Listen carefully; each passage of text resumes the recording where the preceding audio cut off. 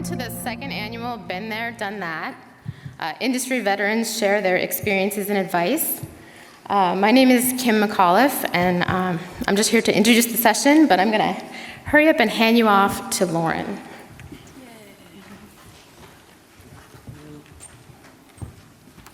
Hey everybody.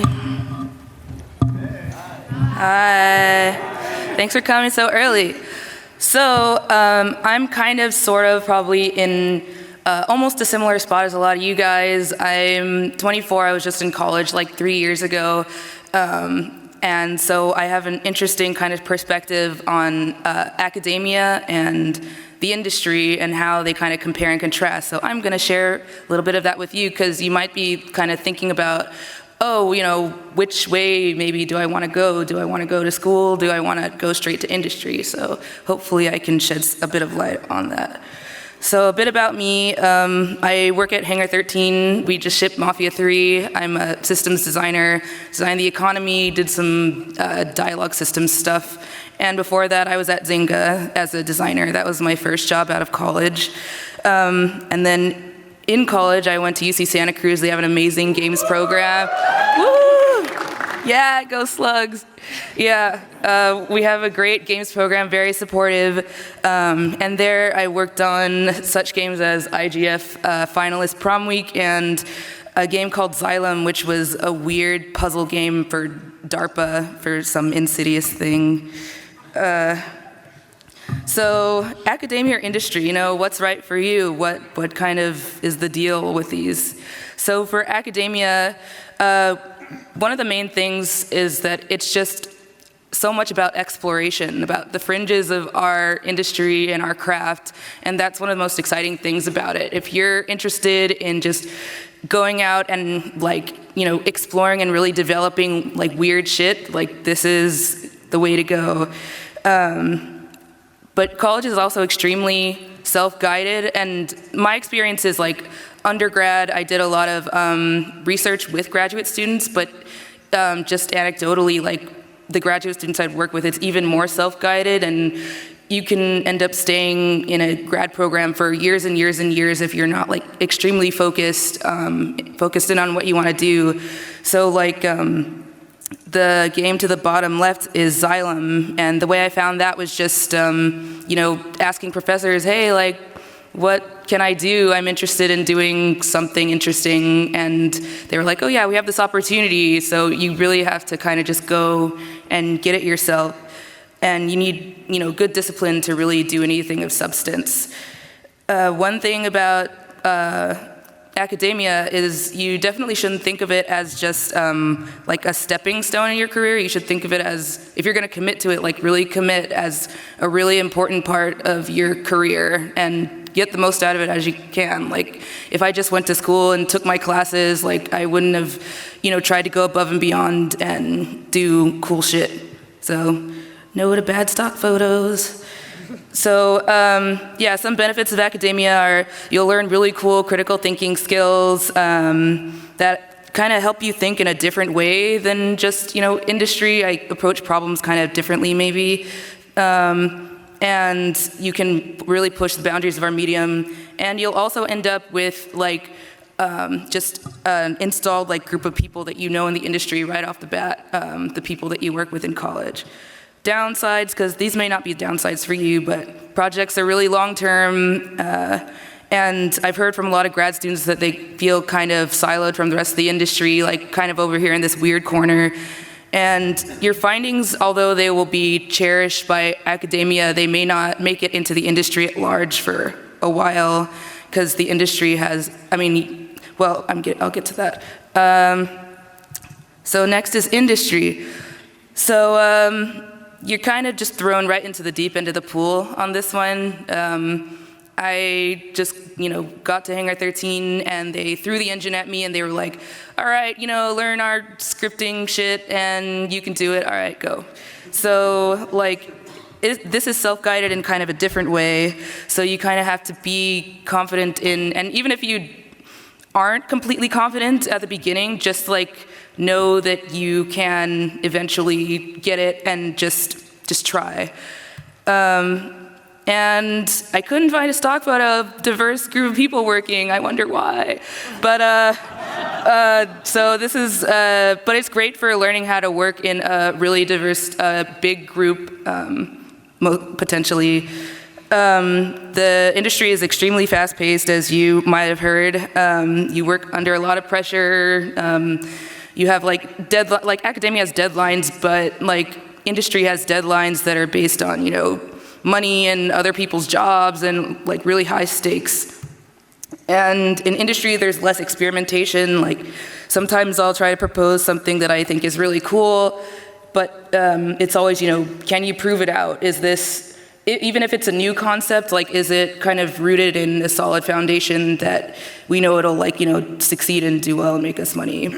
So for industry, it's cool to, you know, just kind of see and really get down and dirty into like the, you know, actual work. I don't know. I mean, academia is actual work too, but anyway. And then you can work on like really big projects and, you know, learn a lot of new tools and stuff. The downsides are that it can be a bit unforgiving. This is gonna ring in a second, but, and so yeah, like you kind of just have to, okay.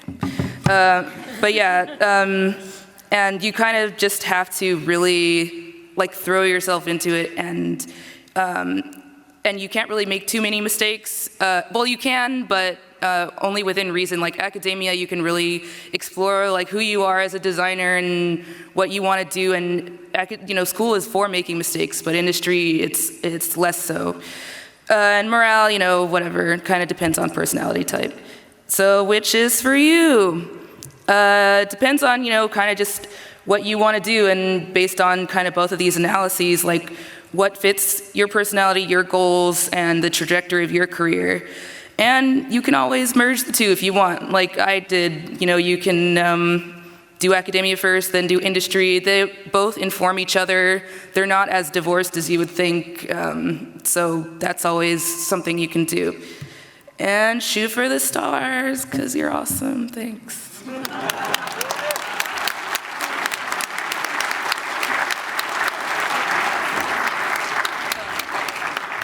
think it's me. Yeah. Awesome. Hey, friends. Sorry, it's Friday GDC. I've, of course, lost my voice. My name is Brittany Aubert. I've been a professional producer in games for almost 9 years now. I started my career at Fifth Cell, primarily working on the Drawn to Life and Scribblenauts franchises. I briefly flirted with free-to-play mobile at Dropforge Games, and I'm currently at City State Entertainment, overseeing the engineering team on a PvP-focused MMO called Camelot Unchained. I had always had the plan of becoming a programmer in the game industry. After high school, I preferred my undergrad in computer science. I was fortunate enough to get an internship one summer where I had an opportunity to work on game pipeline tools. But not everything was sunshine and rainbows. The work just wasn't satisfying. I felt like I was punching a clock in the morning and evening. I got some in-the-moment satisfaction through code, but it turns out that my original career choice wasn't all it was cracked up to be. In college, I'd worked on game projects with other classmates. In addition to programming, I would have to wear the producer hat and manage the scheduling for the team. And working with my college cohorts taught me that a producer's job is more than just moving Post-it notes from left to right on a corkboard. It's making sure that your team has what they need to be successful. It's problem solving, where the problems affect the people you care about most and see every day, and the people who are giving their all for the sake of the game. So sure, production can be summed up as kind of like cat herding, but ultimately it's about being the person who cares most about the well-being of the team. Simply put, the team builds the game, the producer builds the team.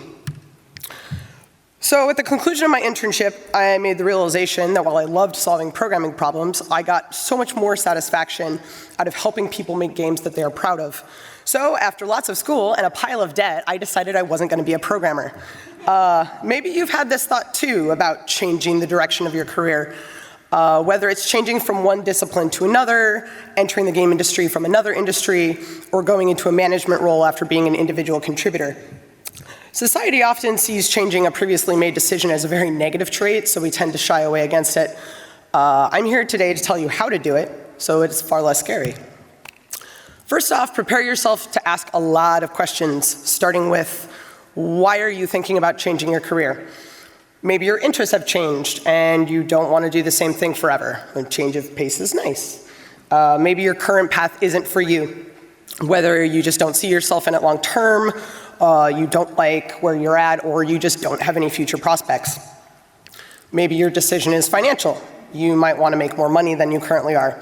Conversely, you may be shying away from jumping because you can't necessarily take a pay cut. Before making the switch, ask yourself, do I need a new role or just a new job? Is it the environment that's not working for you, or the work itself? Maybe you're just not feeling the game you're working on. Maybe the game you're working on is awesome, but the team could be more supportive. Maybe the team is amazing, but your boss is a total asshole. Changing career path isn't going to fix that. So is there something keeping you from changing your mind?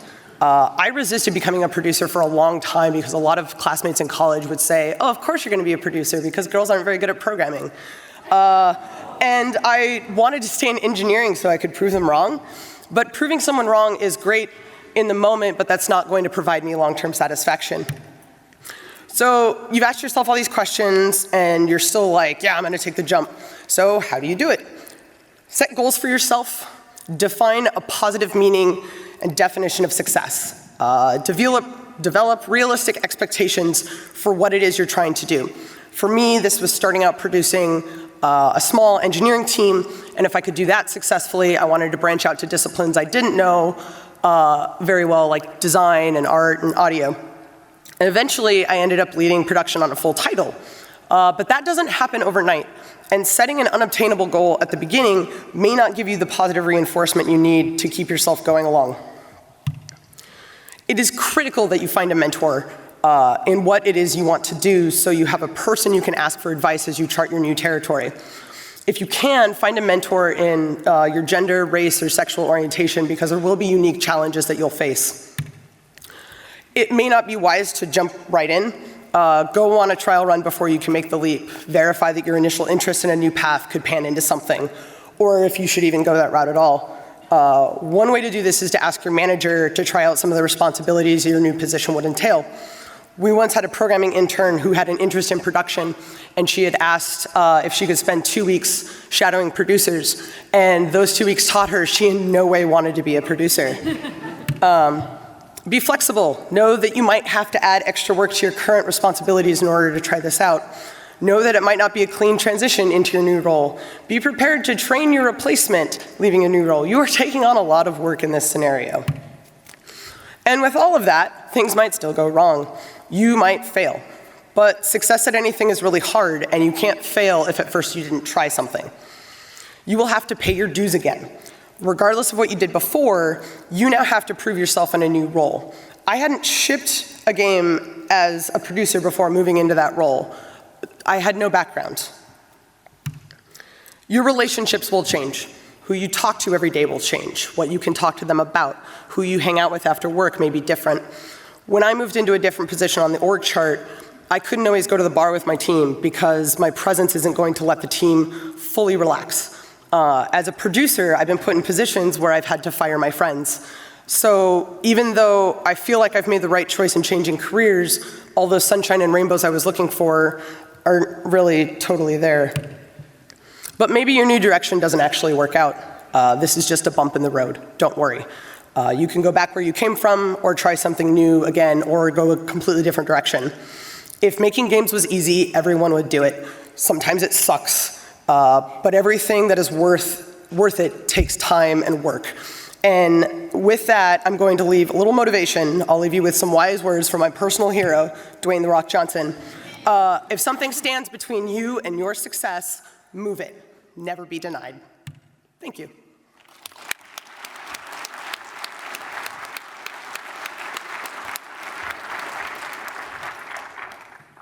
Hi everyone, my name is Necklace, and I'm the UX designer working for Amber Entertainment. Today I'm gonna talk about enjoy the challenges which make you stronger. Let me introduce myself briefly. Before working for Amber, I was the UI artist working for Fifth Cell, and I got my master's degree in human-computer interaction and a bachelor degree in fine arts. I'm very excited to be here today, sharing my first 18-month experience in the game industry with you. So, first of all, I want to talk about why I chose to join the game industry. 18 months ago, I was a graduate student. I regard myself as a user experience designer because that was my major, and I really love it. I've applied hundreds of jobs, went to kinds of meetups, talking with hundreds of people, and interviewed with different companies. But I still have no idea where will be the starting point of my career. But I've never forgot one particular Tuesday. I went to interview at a game studio in Bellevue, Washington. After that, I started to realize that the way of designing game experience is so different than designing most softwares. It's more fun and delightful. It also contains so many sparkles in details. So I started to fall in love with games and determined to start my career in game industry. The first challenge I met was lacking of game-related experience. For me, game industry is like a brand new world. I started to learn game design courses online and fortunately got a great mentor. He helped me a lot during the work and I learned a lot from him as well. The work started getting easier as I learned more about game and the developing process. But something just happened unexpectedly. I lost my first job after 6 months. That's truly a heartbreak hurt, and the company was shut down. So I have to face my second challenge in the career. How can I get another job within 90 days? So why 90 days? Because some of you may know, as international students, we have a limitation that we have to get a job within 90 days after graduation. Otherwise, we will not be allowed to stay in the US using the current visa. I was panicked and felt helpless. Just like many of you may experience the worst moments in your lives. But luckily, I received many help from others in the industry, and that was when I met Brittany. She helped me getting out of this disaster and referred me to this new job. There's one sentence that Brittany told me that I will never forget. In the industry, people always help each other. There are many lifelong challenges that we have to face in our career, but it's the challenges which make us stronger. Please be prepared for the challenges and be ready for the changes. Here are a few tips I want to share with you as your career starts. Keep reaching out to people in the industry and try to learn from them. Don't be shy. Keep practice your hard skills and your soft skills as well. So when you're practicing your hard skills, you would be better to go to the meetups, meet more people, and have coffee talks with them. And keep helping others, just like how they helped you. Be confident, be curious, be diligent, and be grateful. Thank you.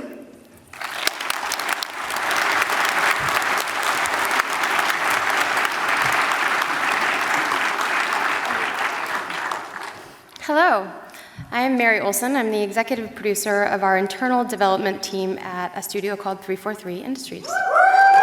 Thank you. I'm going to talk, for my part of the panel, I'm going to be sharing my talk on what it means to lead and affect positive change from anywhere you are on a development team.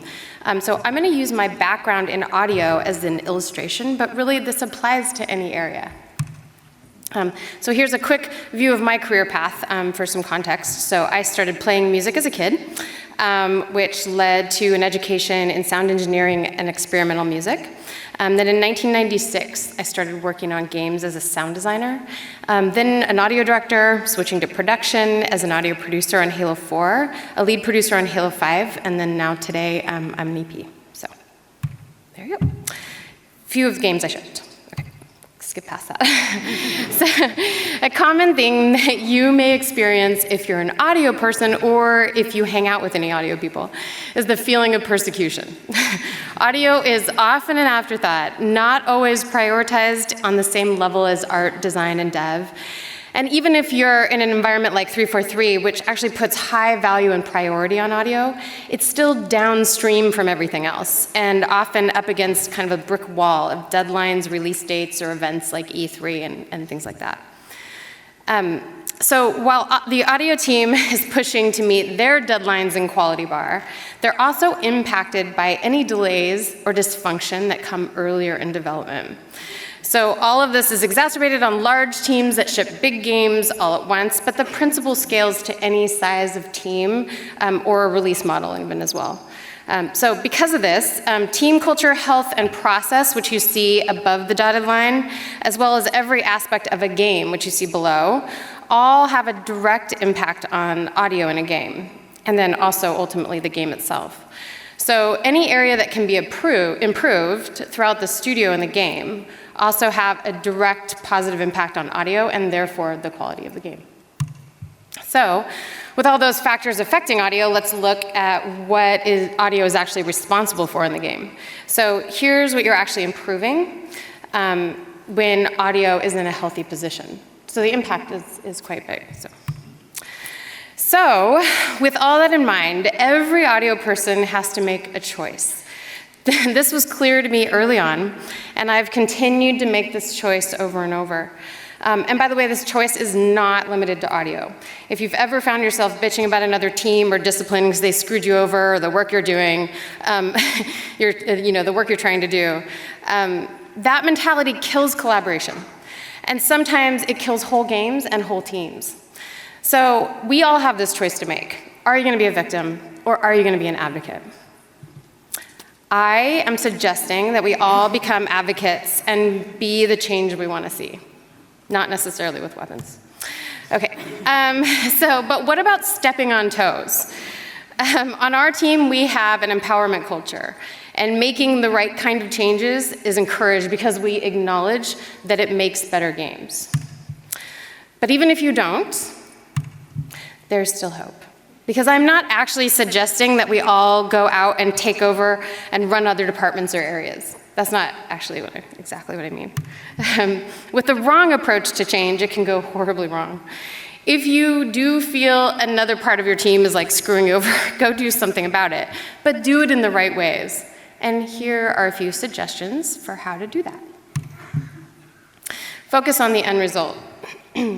So focusing on the end result is critical to moving past personalities, egos, and details that sometimes just get in the way of trying to solve problems and trying to affect change in the right way. So anything that gets in the way of the end result is, focusing on the end result rather, can really help clear that stuff away. Be humble, check your ego at the door. Can't stress this enough. I know so many extremely talented people who are limited and sometimes crippled by their ego. If you approach a situation to improve it, check your ego, because if you don't, it will kill any chance at a positive outcome, because it's about you rather than about the end result. When you do try to go improve something, people are typically way more willing to collaborate with you and listen to you and work with you if you've built up trust over time. I could give a whole talk about that, so I'm gonna move on. Don't storm the castle. So if you storm in telling people how to fix everything so that you don't get screwed over, you may not get very far. Puts people on the defensive, it's not productive. This leads to listening. So find out why something is the way it is now. Understand the situation fully, and then that's the starting place for trying to make it better. And then how can you help? Figure out how you can help. A lot of times, things are broken or things can be better just if people have a little bit of help or have somebody to collaborate with them, which leads me to collaborate. Don't go into a situation with a preconceived solution. So making games is all about collaboration. So is solving problems. Be creative. So we all are creative in our craft when we're making games, but also be creative in how you're approaching problems. work hard. It doesn't always involve putting on a gas mask and gloves just to get that perfect sound, but sometimes it does. I'm not really suggesting that, but be perseverant, roll up your sleeves, be willing to do the work. And if you have ideas and that's it, then you usually don't get very far. And keep a sense of adventure, so in games and in life. So I hope this has given you some small motivation to lead and affect positive change from wherever you are in your career or on your team. Thank you very much.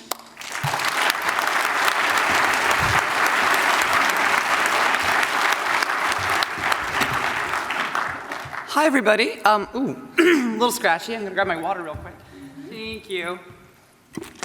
It's been a long GDC week for me as well as many others, I'm sure. My name is Sela. I worked at Xbox for a long time, and then I worked at Dropforge Games with Brittany, and now I'm working at a company called VReal, working in the VR space as a programmer. Today I wanted to talk a little bit about saying yes and saying no to things, because those are challenges that I've had in my career that it took me a long time to learn how to do, because it seems so easy, right? Yes, no, but it's really not. So the first thing I can suggest to say yes is to try something new regularly. Go out there, and when opportunities arise, if you have the time and the chance, say yes. Don't stay inside. Go out and have new experiences. Get a new perspective on life and try things, even if it's just because you want to have a new story to tell later the next night. The best stories kind of come from the best experiences, and it's just a really great way to broaden your horizons. Some of these things are going to be really scary, and I just have to say, get over your fears. Some of it's related to imposter syndrome, which I've had a lot in the past. I've talked about it in the past at GDC. You are good enough, though. Some of these things aren't because, I don't want to jump out of a plane. It's not really my thing. I don't want to go bungee jumping. That's not really imposter syndrome. But it's something that scares me, and by exploring things that scare me, I find that I grow as a person. In this case, you can also practice a little bit. So speaking in front of a giant crowd at GDC, hi everybody, you can go to Toastmasters and you can practice ahead of time when the stakes aren't quite so high, so that it's more comfortable and more familiar when you finally have the opportunity. There's a saying, give a man a fish and you feed him for a day. Teach a man to fish, and you feed him for a lifetime. And I think that's kind of true across the board. If you say yes to everything, every single time, you become the go-to person for something, which is great for a while. But you also become somebody that is just doing the same thing over and over and over again. So in order to broaden your horizons and free up your time, make sure that you teach other people how to do things as well. So, great, I'm going to have this new opportunity. If it turns out I'm doing it all the time, I'm going to go and now teach you how to do it so that every time you ask me, I don't have to bother. Some of this is because I'm a programmer and I just like to automate things, but that's just how it kind of goes. Also, it's really important to set expectations. If I want to go and play Overwatch later tonight, this isn't really acceptable. I need to have a really low ping and I can't drop packets. Again, programmer, like these kind of things. So setting expectations is very important as well, so that when people come to you with things, they understand your time is valuable, and that when you are saying yes to something, that it's worth your time, it's worth their time, and everything is great. Otherwise, you'll get a little overloaded. So there's kind of a little bit of a balance there. And that's when you have to start to say no, because if you said yes to too many things, suddenly you end up in situations that aren't very good. We like dogs, they're not always allowed. So my favorite example here is I was out at brunch with some friends recently, and one of them suggested I go out and do some aerial silks, because aerial silks is something that she was doing and is very exciting. So I almost joined the circus, but I really had to think hard about that. I didn't have the time, and I needed to make the compromise. Maybe after GDC I'll do it, I don't know. But I needed to make sure that I could limit everything. Because saying no is really, really hard, and sometimes you just have to let people down, which in a trust fall, maybe you don't want to do. But 95% of the time, all you're doing is setting acceptable boundaries and making sure that other people can take care of themselves. I like to think, what's the worst that can happen? Most of the time, people might get a little bit miffed, they might get a little bit angry at you. but the long-term repercussions aren't there. So just make sure you don't get flooded. You want to make sure that you don't get too overloaded, and you want to make sure you understand why you are saying no to things when you do. You want to make sure you own that decision, because you can't let people reverse that and walk all over you. You also want to make sure that you know why. Is it because you don't want to do it? Is it because you're overloaded? Is it something you might want to revisit later? Understanding your own self is just very critical here. Because time is money, we only have a limited amount of time in our lives, and we need to use it to the best of our ability. You need to learn how to hand things off to other people and realize that you don't have to do everything yourself, and you can't do everything yourself. And you can't do everything that everybody asks of you. You want to say yes to things, but you also want to say no to things. So I had a couple of exercises here, and we're running a little low on time, so I'm just going to skip through them. But what I'd like you to do, if you get a chance, is go grab our slides later. Say yes to things, say no to things, and I'm going to leave this up here for just a second if anyone wants to take a picture. Move on to the next one, and then go. It's pretty exciting. I'd like to think these are decent exercises, and I hope that they can help you all out in the future. Here's the last one. I'll leave that up while I let, who's next, Tara? Thank you very much, everybody.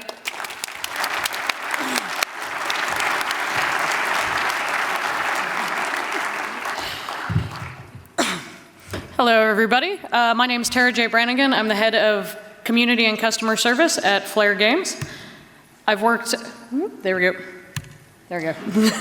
So brief bio, I've worked at a lot of different companies. I'm not going to tell you how old I am, but you can probably get a picture there.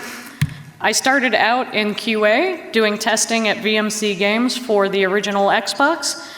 It didn't really pay super well though, so I moved to this high-end travel company working in the tech department doing kind of web-based QA. I learned a lot more about the fundamentals of QA in that role. But in the back of my head, it was always, but it's not games. I need to go back to games. It just kind of ate at me. So when the opportunity came to go to Halo 2 Vista, I jumped on it. However, that was a contract role, and I really wanted to be full-time. And I was told that if I wanted to be full-time, there was this awesome program management role, and I should apply for that. So I said, what the hell? And I went into production. I worked on 1 versus 100 in a variety of roles. I was a tools PM, I was a prototype PM. If you ever won a prize playing 1 versus 100, you are welcome. And I also worked as an art producer on Project Spark for about, I think it was 8 months, but I'll come back to that in just a little bit. So during 1 versus 100, I was given the opportunity to work in community. And at that point in time, I had zero interest in it. It was not something I wanted to do. I hadn't even considered it. But I had some bandwidth on the team. My manager thought I'd be really good at it, and I understood how it made the whole product better. So I said, okay, yeah, I'll do it, but I am going back to production. I am going to be an art producer someday. The thing is, I really fell in love with that. I saw the power of that role. I got to connect with not just the team, but the people who played the games, who really fell in love with what we did. And I got to bring that back in and share it with everyone. So that's kind of been the focus of my career for quite a while. I've also worked in a bunch of other things. I've lived in various countries, the US, obviously, New Zealand for about 3.5 years, and most recently, Germany. In short, staying in one company, role, or even country is great for a lot of people, but I'm not really one of those people. I like to wander. So you're getting started in your career. My first piece of advice is to have a plan. You want to set objectives and hold yourself accountable. Getting from point A to point B is a little hard if you don't have any idea of where you're going. And if you're anything like me, you want to have other people hold you accountable too. Sometimes having that little outside force that says, hey, you said you were going to get into public speaking. Here's this great event. Why don't you apply for it? Makes a huge difference. But you also want to be open to change. Opportunity rarely presents itself at the right time because there's not really such a thing as the right time. I didn't want to go into community. It wasn't on my agenda.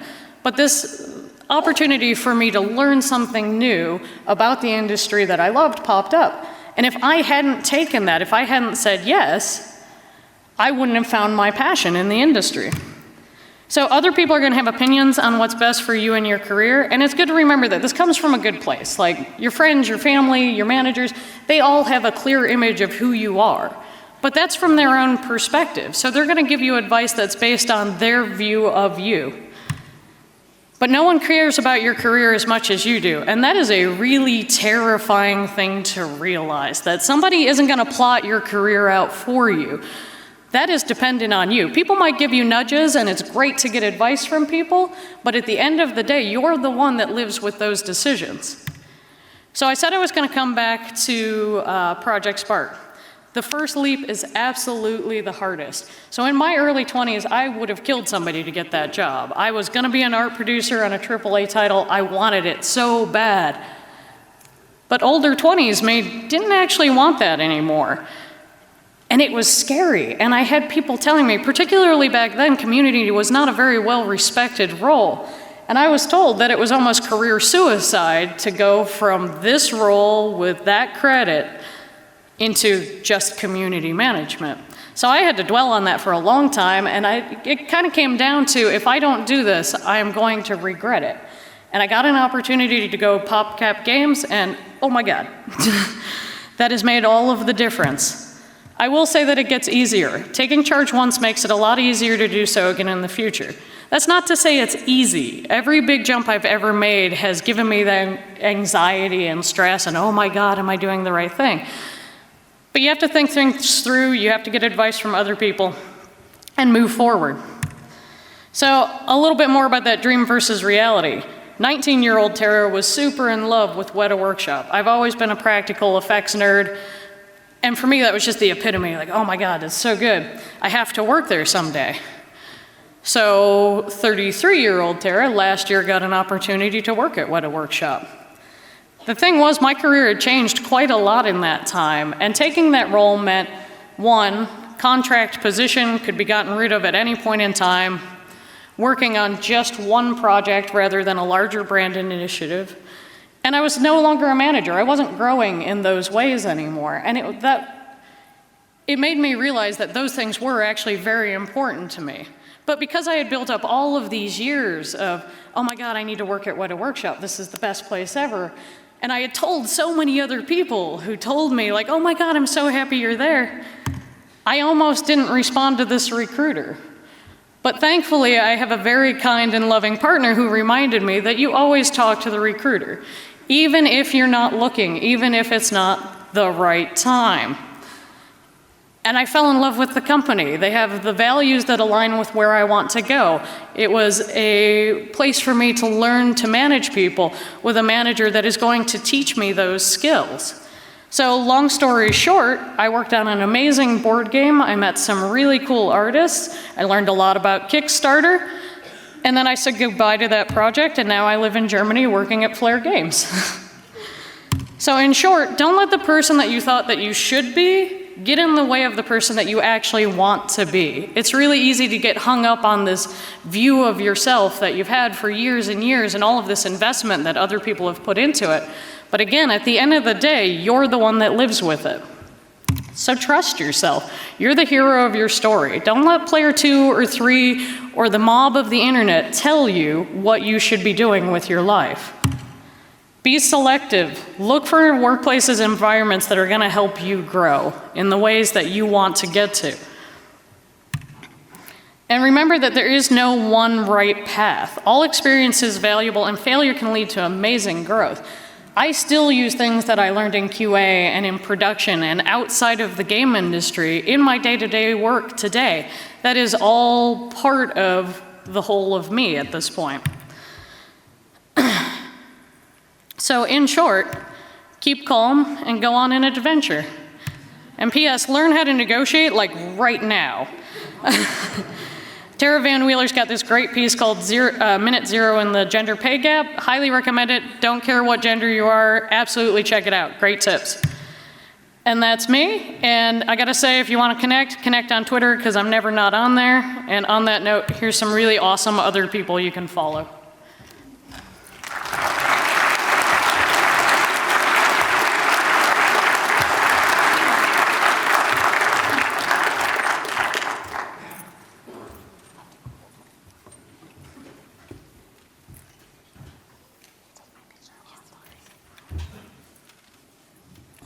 Hi, it's me again.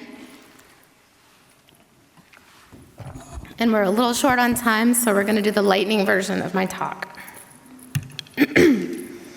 So my talk is Don't Be a Hero, Team Up for Game Career Victory. And to help me out today, I've enlisted the help of Ms. Marvel, game developer. So quickly, my backstory, I've worked at some of these companies, well, all of these companies. I worked on these products.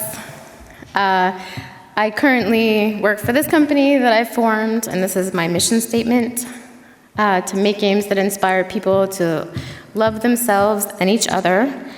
And my most recent project is The Mirror, which is a text-based RPG about mirrors and body image. So, real quick, what's a team up? So your career is not a solo journey. We're all the star of our own stories, but sometimes we make guest appearances.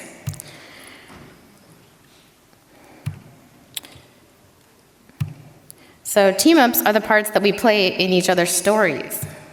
Sometimes they join our show, and sometimes we're the guest star.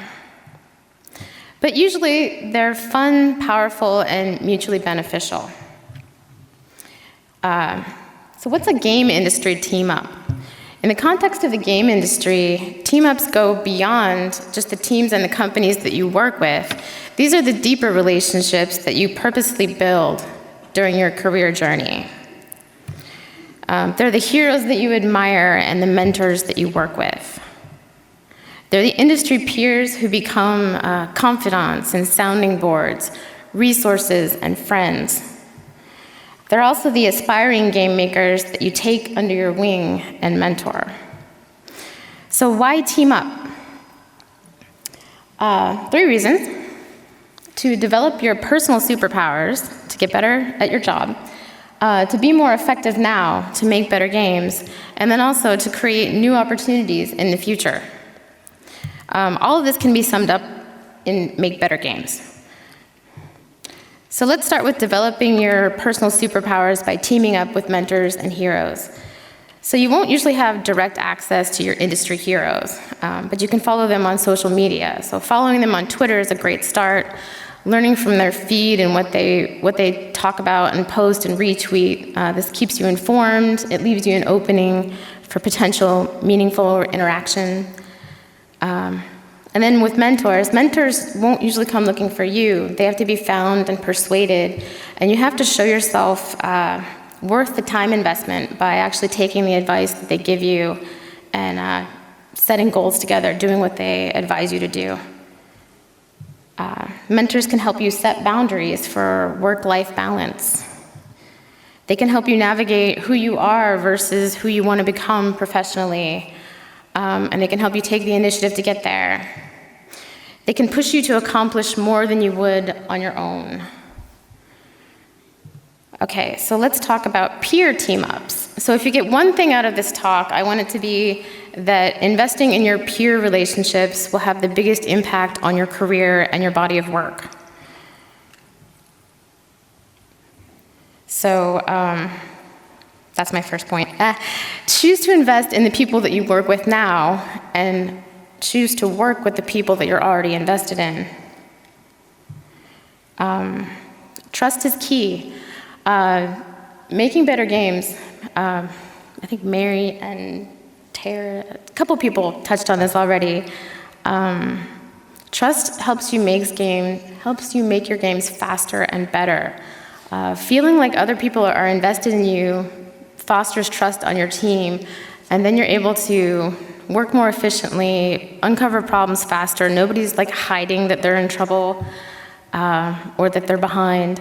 And then as you finish games and career paths diverge, that trust remains.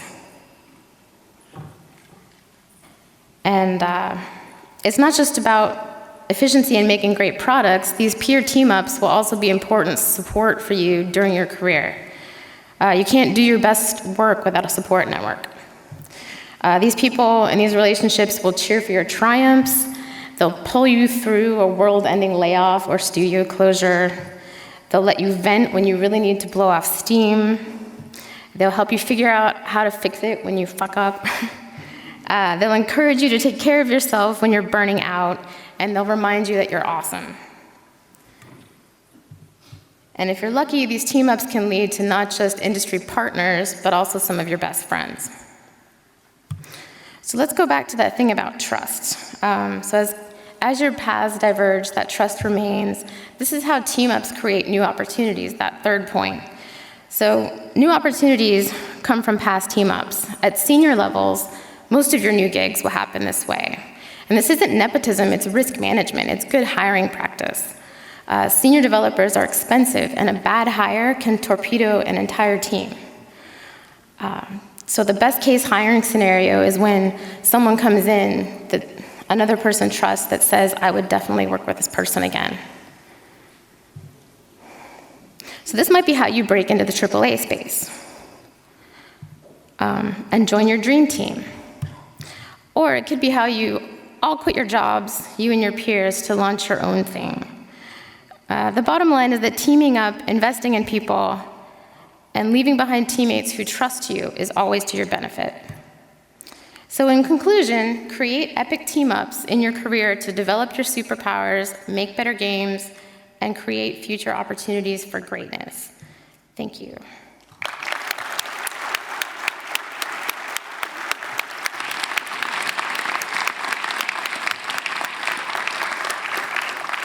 So we have 5 minutes for questions, which is awesome, somehow. Oh, please come to the mics. Okay. Hi, my question is for Tara. I've been somebody who's been trying to get into community management. I have some background in social media, but every time I've sent in an application, they've told me that, sorry, you're not who we're looking for, and we're moving on. Is there any advice you could give, or what kind of skills employers are looking for in regards to finding community management? I think my best advice is to start with actually managing communities, even if they are personal fan base. Being able to show that you have not only worked with people directly, but helped foster a positive community, even if it's one you're not getting paid for, is huge. Because nothing beats that actual experience of having to tell someone else, you are out of line, this is the reason you're getting booted. Being able to talk through the perspectives of kind of the passion behind community management and the foundations of how to get there goes a really long way. I will always hire somebody who is very passionate and knows a little bit about the role versus somebody who's been doing it for 10 years and is jaded as hell. Thank you.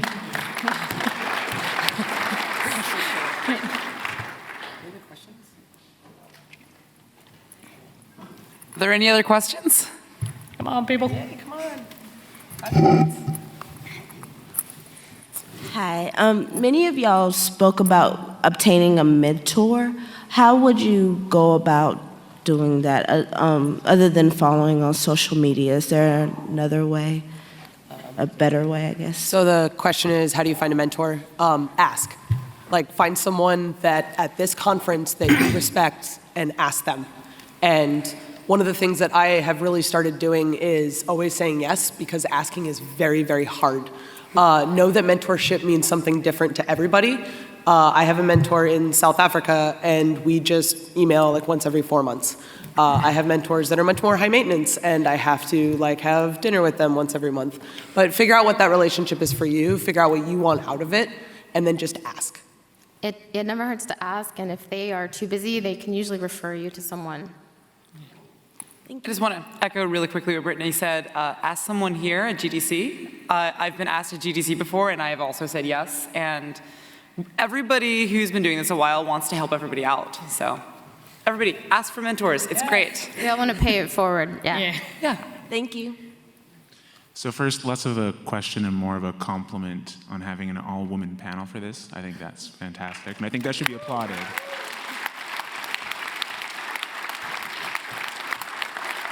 Second, this is my question. What if you don't think there are any mentors? Like, I know part of that is humility, but part of that could also be there's things you want to do that no one is exactly doing, or the path you've taken doesn't seem to fit into anyone else's narrative. I totally relate to that. And I think one thing you can do is pull out, like, set objectives for types of mentorship. So you don't need the total package. Do you know what I mean? So what is it specifically that you're trying to learn? Maybe you have a bunch at that point. So find people who you respect for different qualities that you wanna embrace or improve, and go after those. And it just becomes piecemeal at that point. So you take a different approach than trying to find somebody who really lines up with all of your goals. Thank you. Hi. Oh, I don't have a voice either. This one's a little bit different on the mentor subject. What if you have a mentor who isn't quite living up to your expectations as the mentee? Break up, dump them. Yeah, break up with them. Yep. I guess first, make sure your expectations are clear and that there's no miscommunication about what the relationship was supposed to be. But it's a at-will partnership. Like, there's no reason you can't just say this isn't working out anymore, or have more than one mentor at a time. I've done that before. Yeah, highly recommend getting more than one mentor. Everyone has different experiences, and you're going to learn from everything. Thanks. Hey, Brittany. You brought up mentorship, so I guess I'll ask you, but this applies to everyone. At what point did all of you figure that you might be able to be mentors as opposed to just looking for them? Was there a threshold there where you made a decision, or did someone approach you and then that was the first time you thought about it? So question was, at what point did you realize that you became a mentor? It happened really organically. Like, when Kim put this talk together and it's like industry veterans, I'm like, I'm still a baby. What are you talking about? Like, it feels really weird to be a mentor when I have so many mentors myself. Like, I still have so much to learn. But like, I have 3 new mentees this year at GDC, and it's been amazing. So just know that someone looks up to you and someone finds your opinion valuable. Don't say, I want to be a mentor. Just let it happen. And I feel like that's the best way to build a relationship. Awesome. My question is, I believe, for Lauren. You said that there was a pretty big gap between what academia is interested in doing versus what like the market wants out of academia. Have you had any thoughts on better connecting those goals, either one side or the other? Well, I love both sides, and I've always tried to make it a point to stay in touch with both, because I think both have a lot to offer each other. I just think that industry is really focused on, being profitable and making sure that you make something that, because it takes so long and so much money to make a big game, even a small game. So you have to, and software development is already really, really risky. So to add in hey, I found this really awesome paper that we could incorporate this into our dialogue system. It's is there any precedent for this? No, I don't know. And then at that point, it's do they trust you as a designer to do this? But yeah, I think that there's a lot that they can do to cross-pollinate each other. Industry can kind of maybe help refine academia's kind of focus, deadline, issue thing sometimes, and then academia obviously can introduce really cool, interesting new ideas to the industry. So I definitely think they need each other. Thank you very much. Unfortunately, we are out of time. We have to get started for the next session. There is a wrap-up room on the other side of West Hall. So if you guys would like to keep the conversation going and maybe build some of those mentorships, go right ahead over there. Thank you for your support. Thank you all for coming and seeing us as well.